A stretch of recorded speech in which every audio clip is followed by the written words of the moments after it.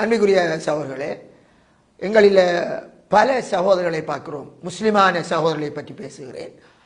தங்களுடைய தொழிலகத்தில் தொழிலினுடைய வசதிக்காக அல்லது குறைந்த சம்பளத்தில் பெறலாம் என்பதற்காக பெண்களை தங்களுடைய இடத்தில் வைக்கிறார்கள். அவர்களோடு ஒரு பெண் வேலையில் இருப்பார். அந்த 2 பேரும் தான் அவர்களுடைய கடையிலேயும் தான் காரியாலயத்திலேயும் அவர்கள் தனித்திருக்க வேண்டிய பல சந்தர்ப்பங்கள் வருகிறது. இஸ்லாத்தின் பார்வையில் இது நிலைப்பாடு என்ன? ரசூலுல்லாஹி ஸல்லல்லாஹு அலைஹி வஸல்லம் என்ன சொல்கிறார்கள்? லா யஹ்லுவன்ன ரஜுல், ஒரு மனிதன் ஒரு பெண்ணோடு தனித்திருக்க வேண்டாம், அங்கே அந்த பெண்ணுக்குரிய மஹரமானவர் இருந்தாலே தவிர. ஆனா இங்க என்ன நடக்கிறது? ஒரு காரியாலயம், அந்த காரியாலயம் இந்த காலத்தில் ஒரு ஏசி ரூமுக்குள்ளேயும் ஒரு காரியாலயம் இருக்கும், தனி ஒருத்தருக்கு தெரியாமலும் காரியாலயம் இருக்கும். தொடர்ந்து உள்ளே போய் பார்த்தா தான் அந்த காரியாலயத்துக்குள் இன்னொரு இருக்கிறார் என்பது கூட புலப்படும். இந்த மாதிரி பல நிலைமைகள் இருக்கிறது, தெரியானே. அப்ப நம்ம என்ன செய்யறோம்?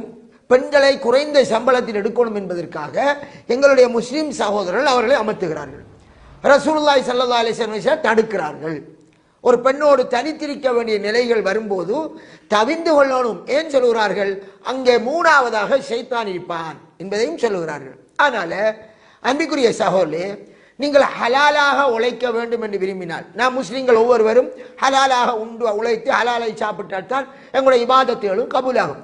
எனவே ஹலாலானது எங்கள் உடம்பில் சேர வேண்டும் என்றால் நாங்கள் தொழில் செய்கின்ற விதமும் ஹலாலாக இருக்க வேண்டும்.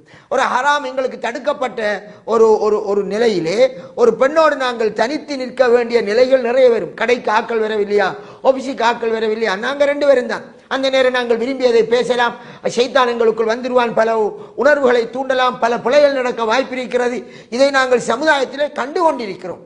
எனவேதான் அக்பாரான நிலைகளை, சம்பளம் குறைவாக வருகிறது, ஆதாயம் கூட வருகிறது என்பதற்காக இது போன்ற தடுக்கப்பட்ட முறைகளை முஸ்லிமான சகோதரர்கள் தவிந்து கொள்ளுங்கள்.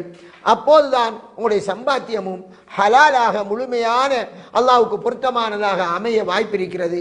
அல்லாஹ்வை பயந்து நடக்க நம் அனைவருக்கும் அல்லாஹ் தஆலா நல்ல அருள் பாலிப்பானார்.